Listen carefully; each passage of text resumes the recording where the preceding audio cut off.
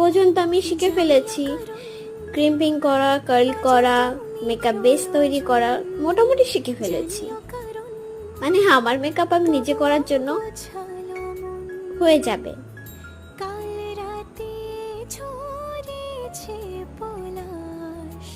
জানিও কারণ তুমি মিশেছো হাওয়ায়, জানিও কারণ তবু ভালো লেগে যায়।